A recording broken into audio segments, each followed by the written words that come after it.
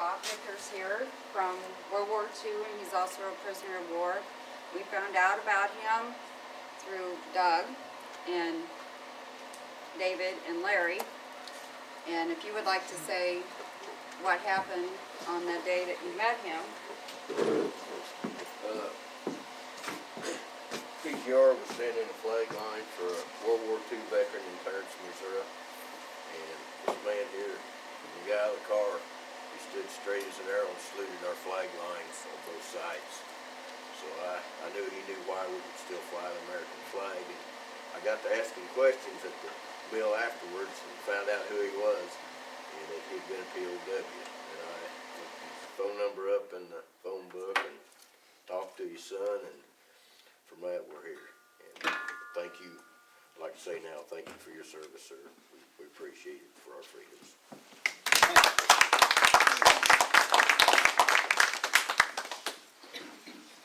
So from there, I got a hold of him and got a hold of his son, Bob, and the sister, right? Deb? That's sister. Yeah. And his wife, Rita, back in the back. And I talked to him and said that we would love to have him come to the museum and talk about his experiences. And it's just going to be real relaxed. There's just all friends here. And just kind of talk about different things that happen. And we're going to have his son kind of help lead in the way, and then it's kind of going to be question and answer type thing. So it's just going to be real relaxed. And My daughter's husband runs a courier at Clarence, so he's real busy tonight. oh, yeah. So, Bob, if you want to go ahead and kind of tell some stories and kind of get him going. Well, he's been pretty well introduced. I think you know the name and so forth. Actually, he didn't live in Macon County, but just about a mile east of the Macon County line, so south of Clarence. I don't know a lot that I can say to start things out outside of you met part of the family, but he's got a number 5 granddaughters, and I'm not sure the total number of great-grandchildren, but quite a number of them, and they're all very proud of him. Other than that, I guess I'll just let you can start telling them where it began. Okay, I want to thank you for the invite up here, as well as the invitation from kinfolk. So I thank you very much. When the Japanese bombed Pearl Harbor, I was in college. I wasn't old enough to report to the draft board, but it's awful close. And I'd heard World War I veterans speak about eating and sleeping in a trench with mud up to their knees. That didn't sound very good to me, so I thought I'd join the Army Air Force, which I did. I was called to service January of 1943 to Santa Ana, California for pre-flight training. I thought it was pretty rough, which it was. Any cadet will verify that. But I made it through that, and I went to advanced flying at Victorville, California. And I just thought Santa Ana was tough. They tried to break you down. I really believe they did. We would fly till 2 o'clock in the morning, go in and barely get our clothes off to go to bed, and then call for inspection. Clothes had to be out. You hadn't had time to hang them up. Well, enough of that, you got gigs. You got enough gigs Sunday afternoon, you were walking your gigs off in, well, it was an area, wasn't big as this building. And it was hot in the desert at that time, I'll tell you. Well, we flew at night, daytime, in the night, practicing bombing. That's all we did. A little bit ahead of this, my story. When we got to Santa Ana, every cadet, I think, wants to be a pilot. Well, I didn't make that. My depth perception was off. And we could ask for navigation or we could ask for bombardier. Well, I thought navigation was going to be real hard, so I thought I took the easy one, so I took bombardier. Well, we got along real good in it, but like I said, they seemed like to break you down, and there's an awful lot of them washed out. But I did make it, in July, 1st of July, I got commissioned a second lieutenant. Also got my bombardier wings. They gave us another choice there. We could go to combat, we could stay as an instructor, we could go to navigation school. Well, I didn't want to be an instructor for sure. And I still thought navigation would be hard. So I said, I'll take combat. Papers came out, I go to navigation school. That's the Army for you. Well, I did. I went to Carlsbad, New Mexico for navigation school, and I really enjoyed it. It wasn't near as hard as I thought it would be. I didn't have celestial. I had DR, what they call dead reckoning, and that was everything except celestial. They wasn't bombing anything in the daytime, and the Americans weren't, the British were. So I enjoyed it, and from there I was qualified as a navigator or a bombardier. Well, they called us bombardators. I was sent to Will Rogers Field and flew in A-20s and B-25. The B-25 was the one that Doolittle raided on Tokyo, which was a unique airplane. It was an awful good airplane. Well, there were so many bombardators there that you seldom ever got a chance to fly. So they shipped a whole bunch of us up down Tampa, Florida in B-17s. So I was there quite a while before I got on a crew, but I did. And went through staging there, overseas staging, training with your crew.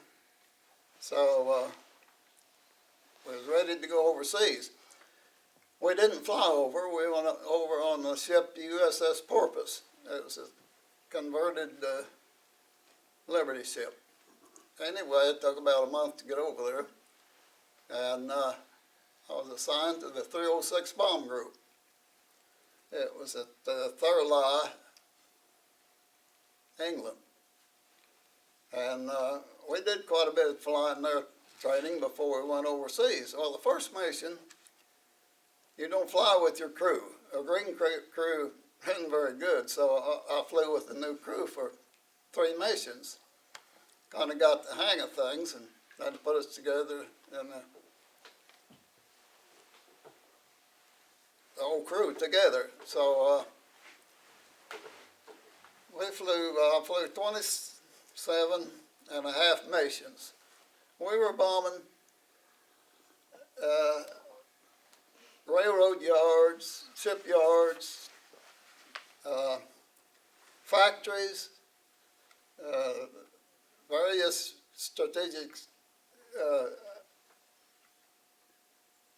targets.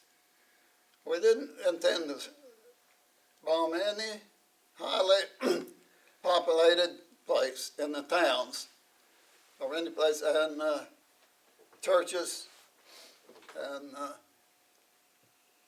few other things we were not supposed to, but it got done. But on the 27th mission, it was sort of a funny deal.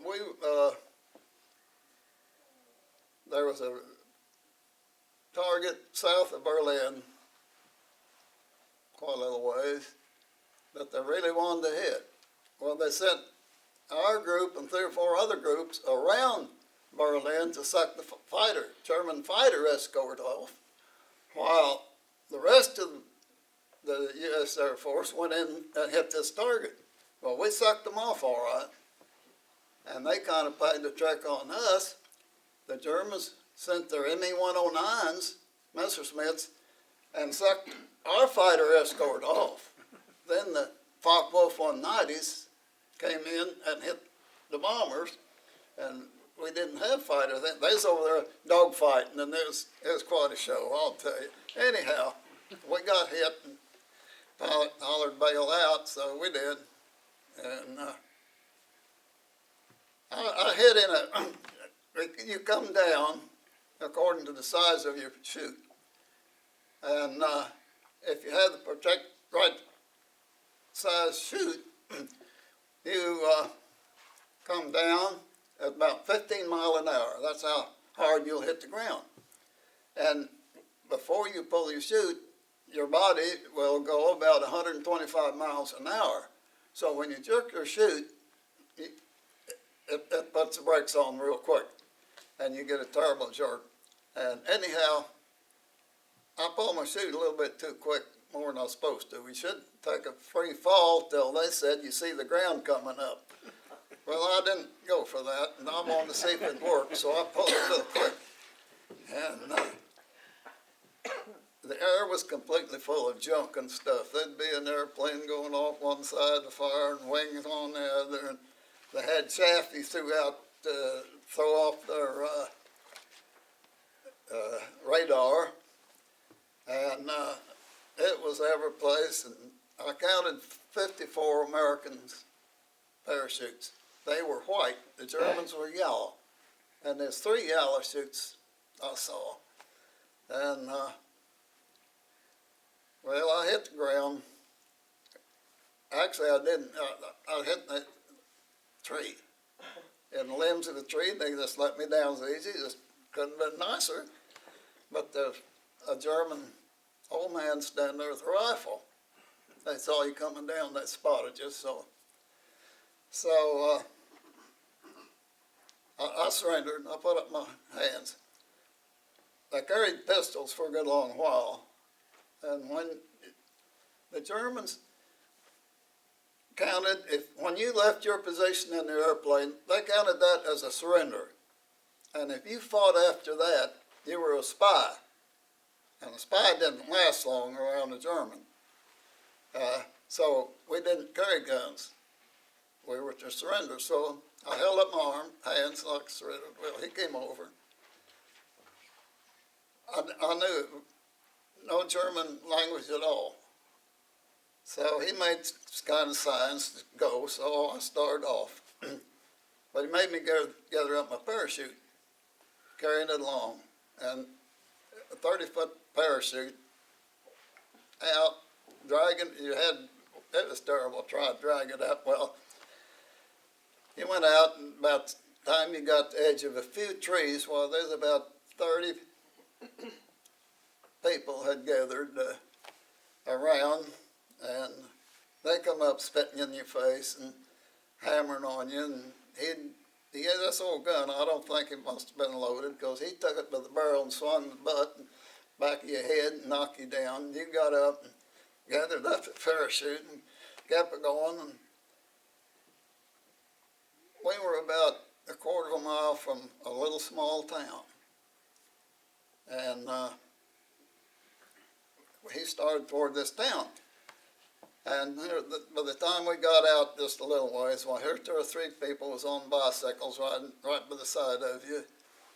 And they'd take a whack at you if they got a chance. Well, I didn't know what the old man was saying. He said, "Andale, andale." Well, I didn't know what that meant. So he got out there and went to give information. Well, it was plain to see what he wanted me to do. So I started running, and best I could. I had to fly and close on, there's a flopping.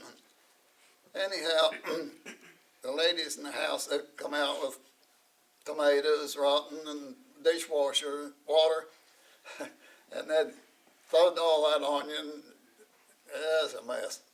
Anyhow, they run me to town. Those ladies were wanting that parachute because they got very little things to work with during the war over there. They were short on everything. And they was kind of pulling on the parachute a little bit, so by the time I got to town, in town, they took care of it. So the town was small, but they had a jail. Well, the floor of the jail was about 2 steps down from the level of the ground outside. So they opened the door and stood me in the door and gave me a boot, and I went sprawling in on the jail. Well, I didn't know him at the time. There was a person in the jail I'd already picked up. I didn't know him at the time.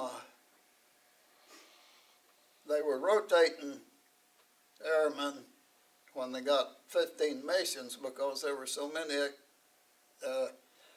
airmen there to take their place.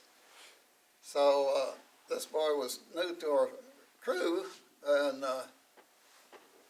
he was sitting over there on the bench. So I went over, and you'd been awful careful. You didn't say anything, but the Germans would want to know, because every place you went, it was bugged. They was about like here. They was taking pictures and recording what you said and every place. Well, happened to be this fellow was on our tail gunner, and he got hit in the foot, and he said his toe was awful sore. So I wanted to take his shoe off and help him, and he wouldn't let me do that. He says I can feel his blood squashing in there, so he wouldn't let me try to help him. Anyway, we stayed there for getting pretty well dark. I suppose I hit the ground around, it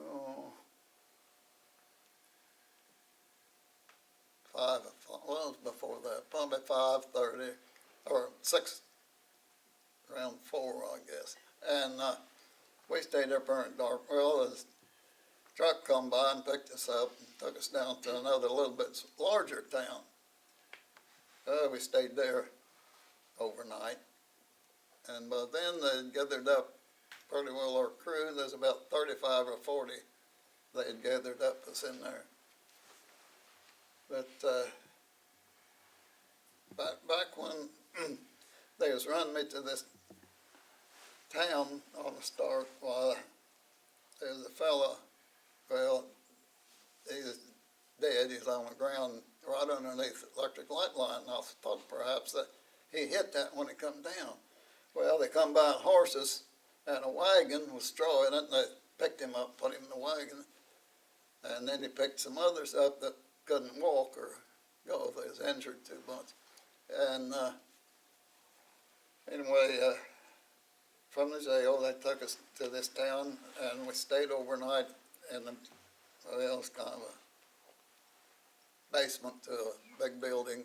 We slept on shelves, and they gave us a bowl of soup to eat. We hadn't eaten anything since, well, we left up early, and it tasted real good. It was some kind of broth. Next morning, they took us into Berlin, and we was downstairs in the basement there, but there's up to around 100 of us there, and most of our crew had got together. There was 9 of us on the crew. One guy didn't get out, and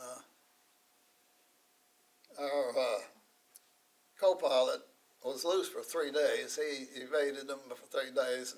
Thankfully, he thought he wasn't making any speedway, so he went by this school, stole a bicycle. He thought he'd go a little faster. Well, he was sleeping in haystacks at night, digging some potatoes out of gardens in the daytime, kind of getting a little something to eat. And they saw him get that bicycle. Well, they nailed him. About 3 or 4 days later, why, he caught up with us. From Berlin, we went to Oberrussel. That was south end of Germany. Went on an old truck, we were open in the back, and the truck was burning wood for gas. Had a big stove-like thing on the side of the cab, and they'd stop it and throw chips in it every once in a while to make gas. It just sounded like it wasn't getting enough gas, like you'd want to choke it. And it spittered and spluttered quite a lot, but it went. They weren't getting along pretty good. So we got it to Oberrussel. That was down around Munich, Germany. And fact is, they bombed, Americans bombed Munich while we were there. It was interrogation. And we spent some time in solitary confinement, which is not good. And you'd be called in twice a day, but in front of these 3 Germans, and they were smart. They knew much about it as we almost knew ourselves. And fact is, we had a guy over our base, we nicknamed him the Red Führer. He had red hair, and he was kind of a character. And Germans wanted to know how the Red Führer was over to your base. They knew all about it. They knew so much that it was surprising. Well, after we got through there, being interrogated, I guess that took 10 days or more, they loaded us on a train. It had compartments, and there were seats for 6, just benches, and the compartments was down one side of the car, and then walkway on the other. Well, they put 12 of us in each place, or there would be 6. And we were 10 days going 130 miles. The Americans would bomb a track out in front of us, or the British too. Well, the Germans would pull us over on the siding until they could fix the track. And also, there was a big push on the eastern front about that time. So the Germans were moving troops from the eastern to the western side. And we sat there, and Germans in the car was going by, a train. We watched all of that. We'd go forward one day and go back that night. We wasn't making very good time. We did get to Barth, Germany. That's north of Berlin, up on the Baltic Sea, kind of on a peninsula. It was a prison camp. When we got there, there was about 4,000 or 5,000. When we left, there was around 10,000 Americans and 2,000 British, a few Russians. And we didn't get such terrible treatment there. The worst thing, we didn't have anything to eat. And the sad part was they had it. During season, we got potatoes, we got rutabagas, we got cabbage, and they had, well, there was in 4 compounds, about 2,000 to 3,000 in each compound. They had a kitchen in one compound, and it did all the cooking. The compound I was in, each room did their own cooking. There's a small stove, and you got so many bricks of coal. They made gas out of their coal, and what they had left over was more like charcoal bricks. So each person would get maybe a brick and a half for cooking that day. And in a room, there was 14 in the room, and the room wasn't been about 20 feet by 15, I guess. Which was pretty crowded, had a table in the middle and bunks up on the wall, up and down the walls. And we cut what we could. We were supposed to get a Red Cross parcel a week a person. It was a box about so big and so deep, and it had real good stuff in it. It had some canned Spam and raisins and, I don't know what all. Had cigarettes above all. That was really important then, because there wasn't very many didn't smoke. And once in a while, we were Kriegsgefangenen, and that's prisoner of war. And we were nicknamed Kriegies. So once in a while, a Kriegie would get a box of cigars from home. Boy, they passed them around, you know. Oh, that was quite a treat. Well, back to this parcel, I'll start to tell now. We're supposed to get one a week, and we got 1 to 8 people a week. Well, that narrowed it down pretty small.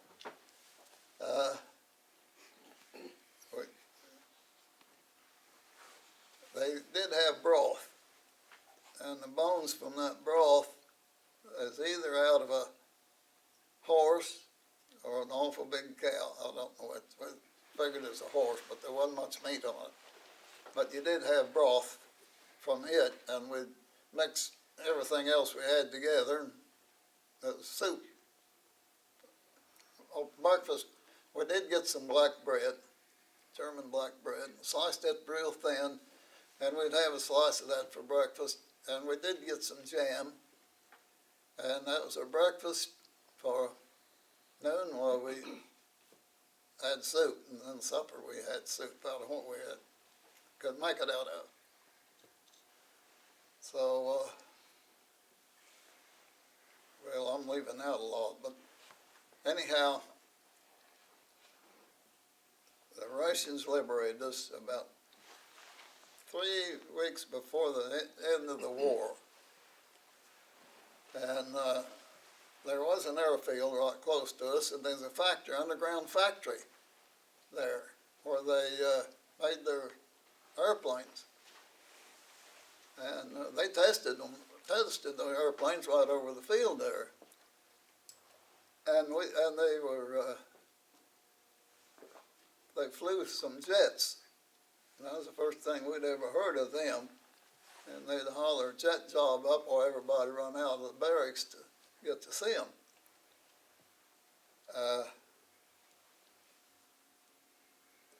These workers were prisoners in the factory underground. And when the Russians liberated us, there was guys from there went over and helped get those people out. They were in such bad shape. They were down on the ground all that time working. And they just worked them clear to the bone. And a lot of them just come out with the sight of daylight. They just keel over. It was sad, this thing. I wasn't there, but the fellows in the barracks went over, and they was telling about it. That the Russians didn't want us to leave very bad. They didn't want to let us go. There's only one person in that whole prison camp could speak Russian. And he was I think a major. Well, they said that's not enough rank for us. We got to have somebody talk to that's got some rank. So they commissioned him as a general. And they was several pretty high officers there, and they kind of made up something for his insignia. Well, they talked to him, and they didn't want us to leave for a while. Well, they thought the airfield there might be in it. So,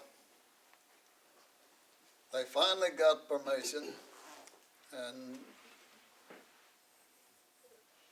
communications back to our group and another group. The 91st Bomb Group was real close to ours. We were the 306. So they were appointed ahead of getting us home. They flew us back to France. There's different fields in camp. There's Camp Lucky Strike. Their names were cigarettes. There's Camp Chesterfield, Camp Lucky Strike, Camp Camel, and another, but we went to Camp Lucky Strike. Well, we were lousy, and so they stripped us off, and sprayed us with DDT, and got us some clothes. It's English clothes. They didn't have any clothes for us, so and we was in tents. Well, they was making ways for us to go back to the States. If you wanted to and could get a flight out of Paris, we were close to Paris, about, I don't know, 15 miles or so. If you could get a flight out of there back to your old base, well, you went back to your old base, and you would, if you'd had any wards coming, fact is, I was in for a promotion from second lieutenant to first lieutenant. Well, I didn't know that. Well, I was there 8 months, and got word somewhere or another that my commission had come, or a promotion had come through, so I was a first lieutenant then. And we could come home on the ship, or we could go back to our base if we wanted to. Well, we thought we wanted to go home worse than we wanted to go back there. That's probably a mistake, but we did. And got back to New York. And they sent us to Jefferson Barracks. So then we got to buy some clothes. Well, while we was at Camp Lucky Strike, another guy and I decided we need to go to Paris. We wasn't only restricted or confined to the post, we was restricted. And we wasn't supposed to leave. So we walked out across the field, got about the other end of the fence, and there's signs across the fence. But he said, "What do you reckon those signs are?" And I guess, well, I said, "Look like Burma shave signs." Well, we got over and looked back, and it said, "Do not enter. This field has not been removed of mines." And we'd walked right across it. Well, there's other guys done about dumb things, and there's some of them got in trouble bad over it. Fact is, some of them one of them, two of them got killed.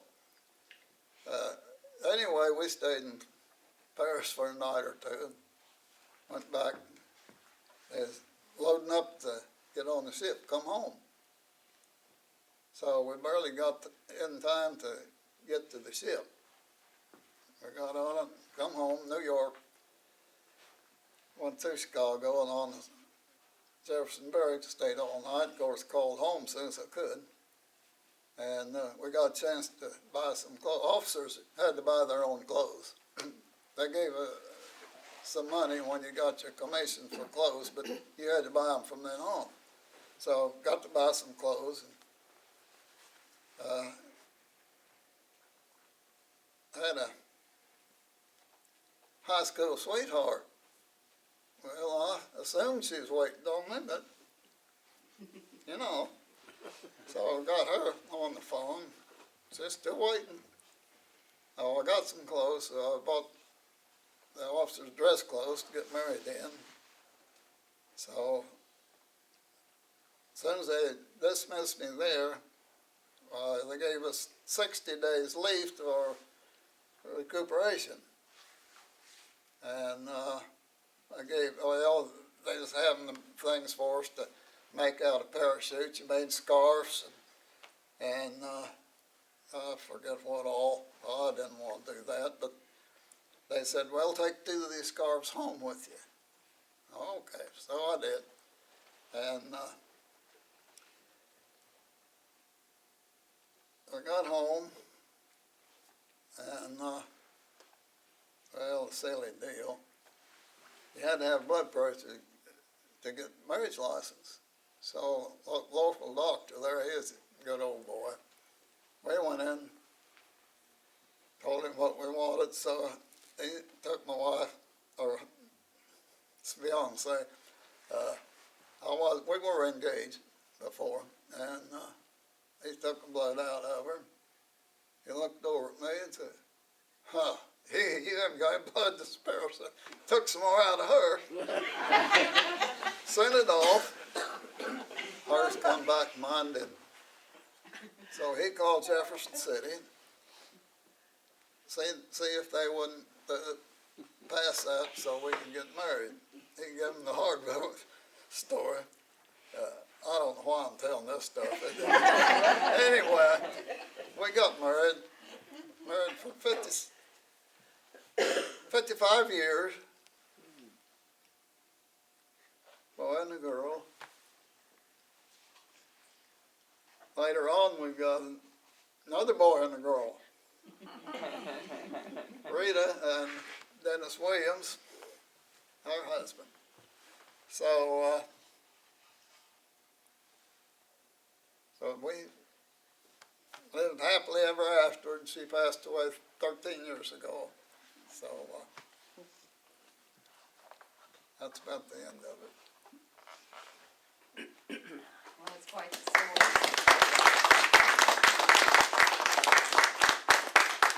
There actually is a lot I left out or could have told, but if there's questions, I'd be glad to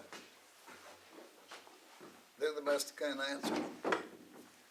What was the total time that you were a prisoner? How long? 8 months, 8 months. yes. But there was fellas that I graduated from bombardier school that didn't go to navigation school, and they didn't go. They went right straight in combat. They'd been there. They wasn't over there a month till they shot down. So they'd been there 2 years, but 8 months, and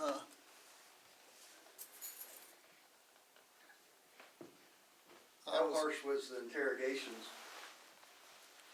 well, it was one long.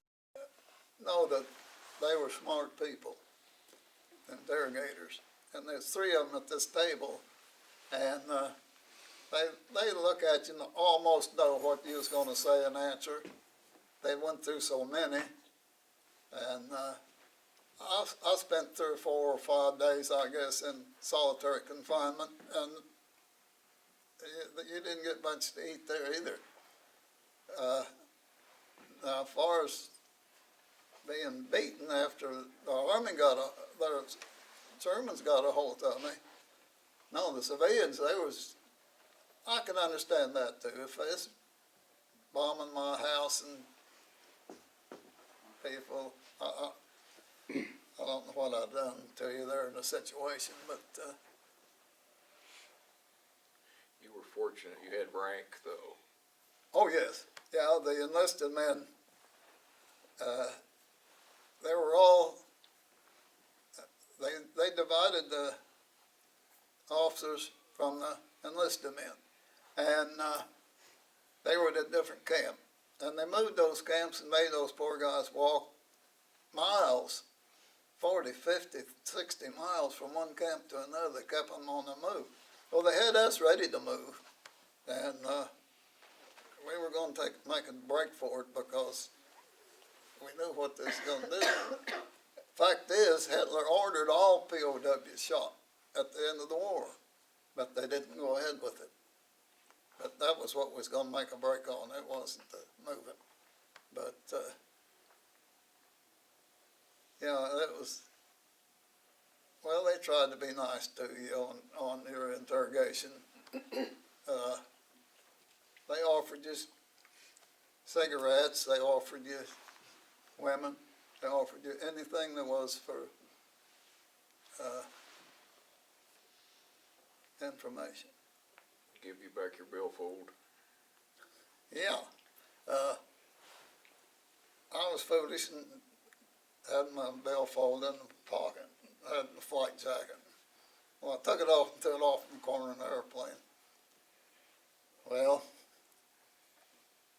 they handed me my billfold back with a picture of my girlfriend in it. And I had some American money. They were glad to get that. Shouldn't have had it, but I did. And not very much other stuff, of course, what anybody would have in their billfold. But that was the only thing left in it, was that one picture. And you said when you were flying, you all didn't carry sidearms? No, they did at first, and they got me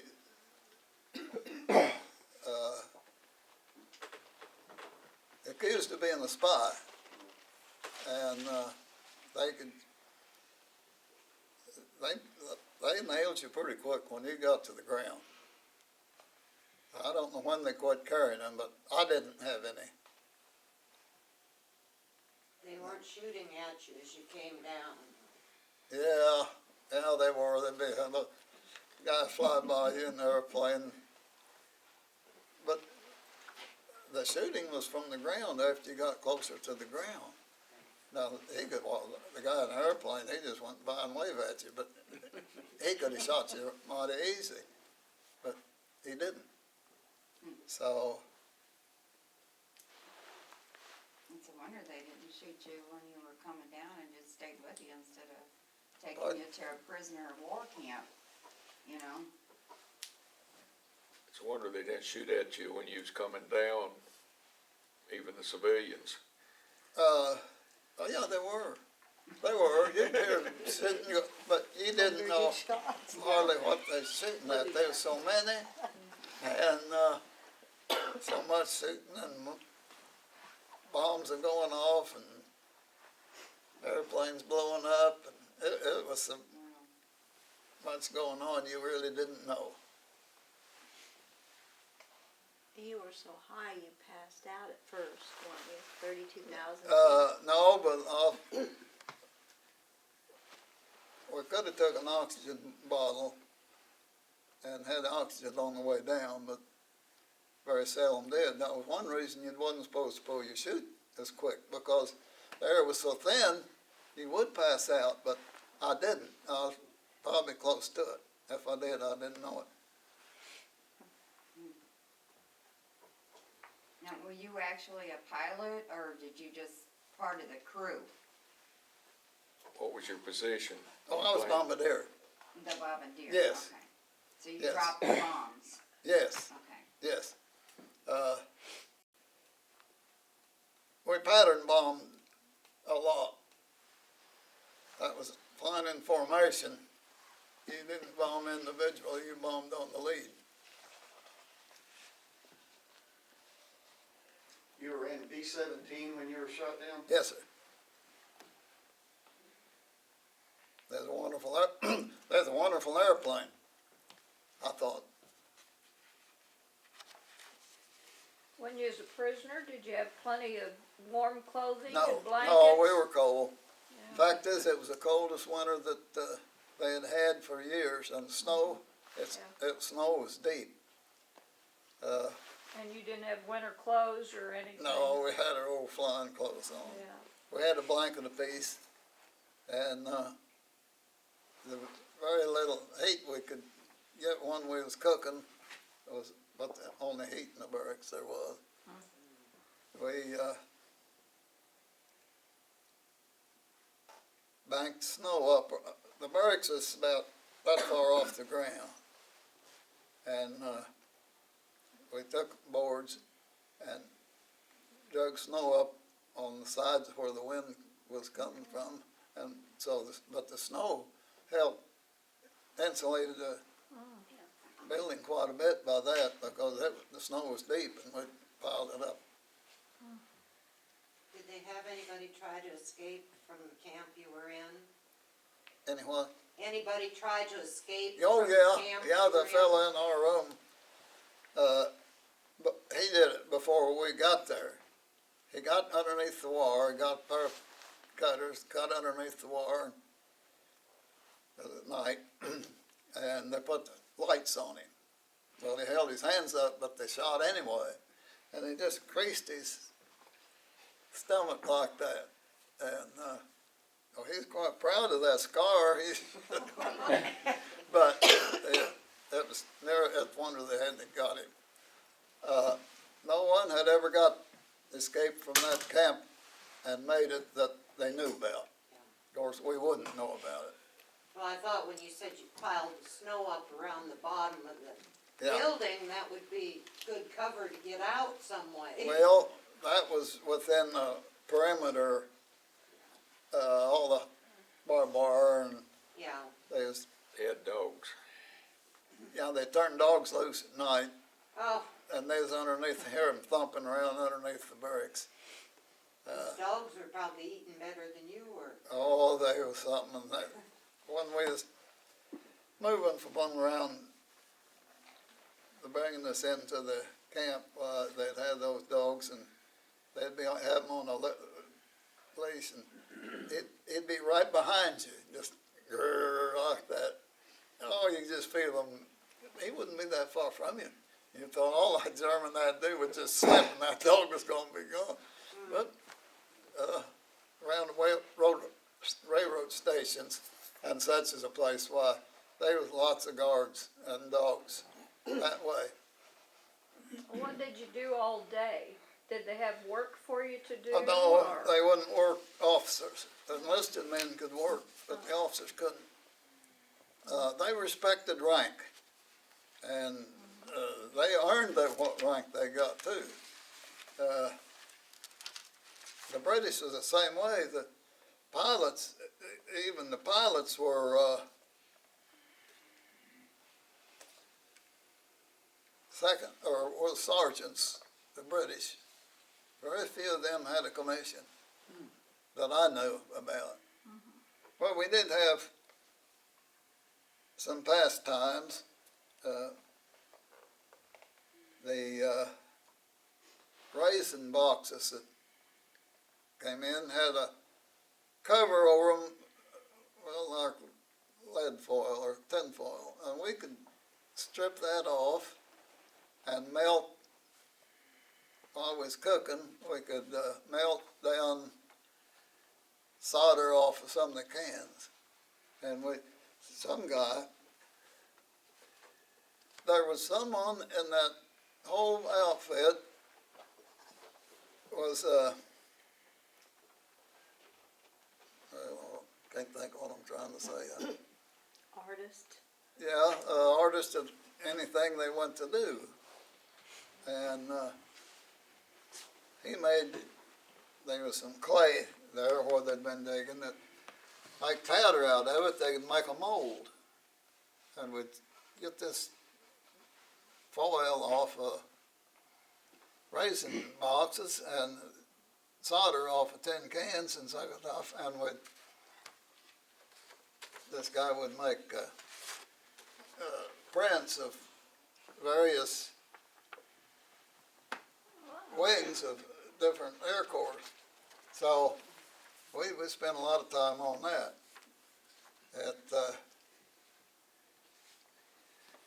You also fashioned an oven. There was what I'm trying to think, there was almost a guy of all walks of life there. They'd be a guy, a barber, they'd be just almost anything out of that whole bunch. And they come up with this, and of course he'd be glad to show you what to do and how to make it and all. And I did make a oven to set on top of this stove out of tin cans. They called it Clem cans, that's milk spelled backwards. It's powdered milk came in it.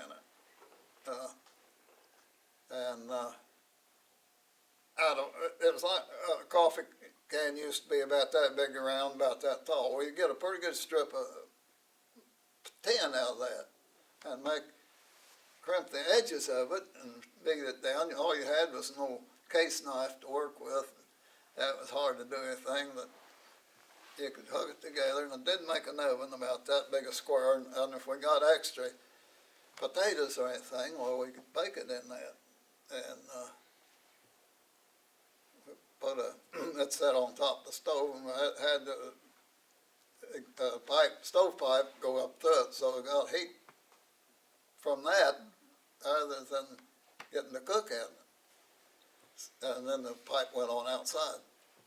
So that helps some with heat, just anything. Hold the heat in the room. Kind of held the heat in the room. 'Cause Well, it yeah, went it's like around, hell. right? That oven is in Dayton, Ohio, in the museum there. How neat. Yeah, they told us that anything we made, well, take it out to the gate, and if they had room for it, they'd fly it back to the States, but they wasn't gonna leave anybody there. They'd gonna take it if they had room, which there's quite a lot of stuff, I think, put there. I don't know what else came. Did you get credit for your invention? No. Why is it in Dayton, Ohio? Pardon? Why is your stove in Dayton, Ohio? They have a square, I suppose Display. 5 feet by 12 foot case, glassed in place, and they've got some various things made there, some blowers. Yeah. They made to crack and blow air, and that's what they use when they're trying to escape. They dig a tunnel, and they'd pump air back to them, the guy that's digging that. They'd come out of that. It was awful sandy where we were. It wasn't very good, but there was some got out, but they got caught. Yeah. And that fan would blow air to them. Dayton is the Air Force Museum. That's where. That's where their, It's a real nice place. If you ever have a chance to go there, well, it's worthwhile. Kind of a story behind that. He said that they were to pile everything that they didn't, couldn't take with them, but put in a pile. And they would take the people, the men first, and then if there was any room left, they'd load that up. And Dad said he never knew what happened to that oven or anything. They piled in a pile and didn't know. And years later, my dad and Mom and his sister and husband went to Dayton. And it was closed when they got into this part. It says POW World War II on it. And Dad says, "There's the oven." Wow. Well, they couldn't ask anybody about it because no one was there then. And they came home. And then years later, Dad took my brother and I, and husband and wife, and his 5 granddaughters and their husbands, all to Dayton. And so we contacted him ahead of time and asked, said, "We're coming, is there any way that he could see," because he said, "If I could see the back of that oven, I'd know." And so they took it out before we got there and took pictures all around. And so then we met the curator there of the place. And so then we got a real personal tour, and he got to go up in the B-17 and tour the plane and show us where he was and what he did, and we climbed up in it, and it was really a great time. So you did recognize the stove as being Yeah. what Oh, you yeah, I made? couldn't miss it. Well, did they ever put your name on it or anything so that you get credit for it? I think they did. Did they? I think they had a name on it, but I Because don't that's part remember. of history. He really wouldn't take credit himself, because he said, "I'm not the only one that worked on it." Right. He said, "Some of us, we all worked on making Sure. it." But it was his unit and It it was gives kind a of his few idea. names. He's of- an inventor. He likes to Absolutely. project person, you know. Neat, that's very neat. It's amazing, there's one fella made a grandfather clock. It's a wonder they did, but he made the gears and all. He had them, well, Guess There it was a had the double time. floor in the barracks, was up about that high, it was a double floor, but the bottom floor was boards that was warping and all shaped, it was soft wood. And we could get underneath there and break some of that loose and whittle on them. But, I was under there getting some one day and right to the edge of the building, and I looked down, there was saw a pair of German boots. Uh-oh. There was a guard standing there. He didn't know I was underneath there breaking off boards. I'd have still been in a break. But everything happened. There wasn't anything that didn't. Oh, but that's right. How much did you weigh when you came home? How much did you weigh when you came home? Well, I think about 120. Ordinarily, I weighed 160. So I was skinny. It's kind of funny. My pilot was a pretty good sized guy, pretty well rounded in front, and he could suck his stomach in his pants and just drop down. But yeah, we was pretty skinny. I didn't think you had buttons and belts and, Well, didn't they took all our belts, suspenders, cut our buttons off, so we couldn't get away. And your clothes just floppy. Didn't even have any string. And yeah, I forgot about that, but they sure did. And when we got anything to eat in these cans, they punched holes in it, so we couldn't keep it. We'd have to eat it right up quick, because they think we'd hoard it up and then take it with us and escape, and we'd have something to eat on the road. They didn't give you enough, you wanted to save it, didn't But, they? They didn't give you enough to eat that you wanted to save it, did they? no, they didn't, but we had to save some along, if we possibly could. What happened if anybody got sick with it being Well, so they had cold? they Did had take care of them then, or? had a dispensary, and you could go, you go on sick call, and I had some teeth that wasn't very good. And I went on call once, and they had the most modern dentist work I had ever seen. It was perfect. And also in England I did, and there they had a GI there, a pumping the machine, pedaling the deal, the wheel that run his drill in your teeth. And that old drill go every time he pedaled. And their Germans had the most modern equipment that I'd ever seen. When you were captured, did your family get some sort of notification? I was shot down September the 12th, and Thanksgiving, just almost to the day, they heard that I was a prisoner, that I was alive. So that'd been September, October, 2 months. They didn't know anything about it. they knew he was reported missing, Yes, but they didn't know whether he was dead Yeah. or alive for that it one. was missing in action. They got a letter on it. Was there any correspondence over that 8 months? Were they able to write you a letter or anything? Yes, Like yeah, we could write 3 cards and 1 letter in a month. And we could receive anything that was sent, but you didn't get it. I got 1 card the whole time, and my sister sent it. And her sister had a baby, and she wrote on it that it was Betty Bob. That, I thought Grandma sent that card. Was it? His sister Evelyn had the baby. His sister Edith sent the card, and everybody sent mail to tell him. But all he got was one card, and what'd it say? It's a girl? yeah, That's all he knew. Yeah. But he knew she had it, and it was a so girl. that was the only correspondence I got. Now, some of the other people got packages, and like I said, they got cigarettes, and once in a while a box of cigars, and I think maybe they got a box of cookies or something, but it was long gone by the time they got there.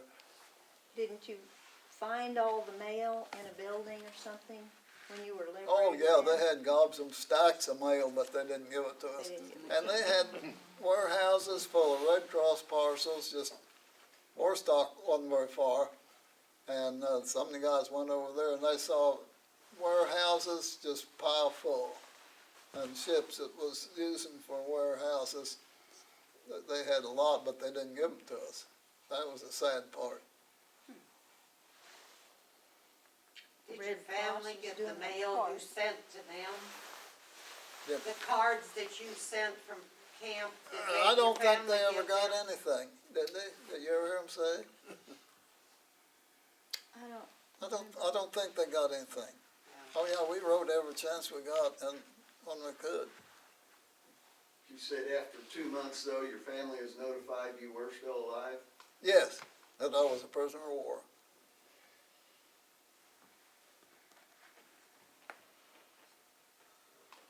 How much time did you have left after you come home and got married and stuff? How much longer did you have? Well, they gave me 60 days for recuperation, and during that 60 days, I got a letter saying to fill out these papers, and they gave me another 30 days. So I was home 90 days, and I was supposed to report to Miami, Florida. I got a letter on that they had changed it over to, I went to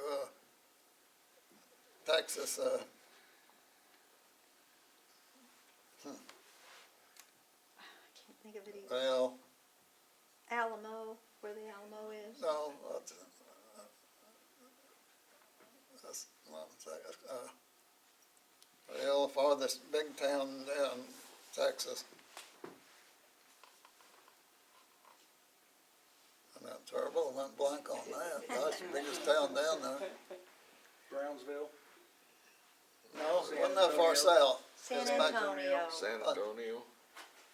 San Yeah. Antonio. San Antonio, yeah. And we had a picnic there. I was there for,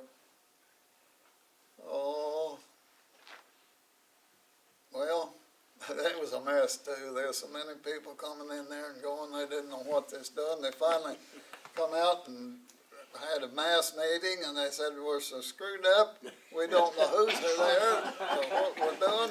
He says, everybody come on the post, go by and turn in just as though you did the first time you come in. Go through that.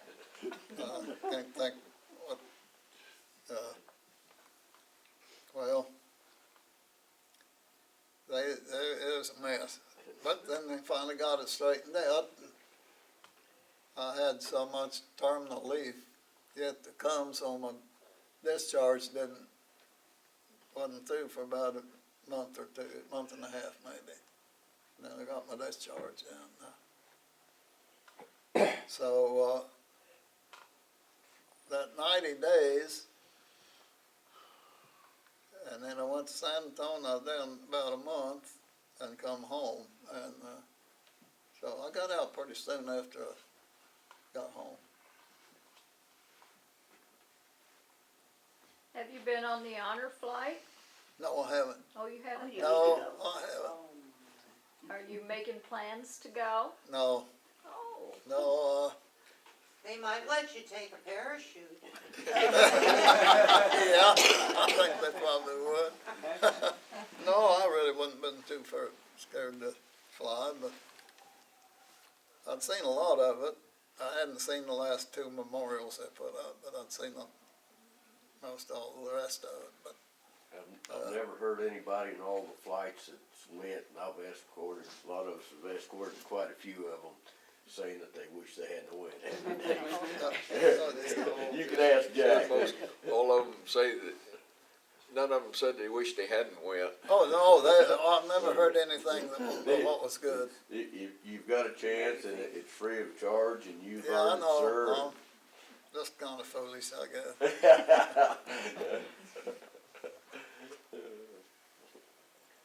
Well, if there isn't any other questions, well, that's all I have. That was very interesting. We really appreciate you coming Well, tonight. thank you, Thank you.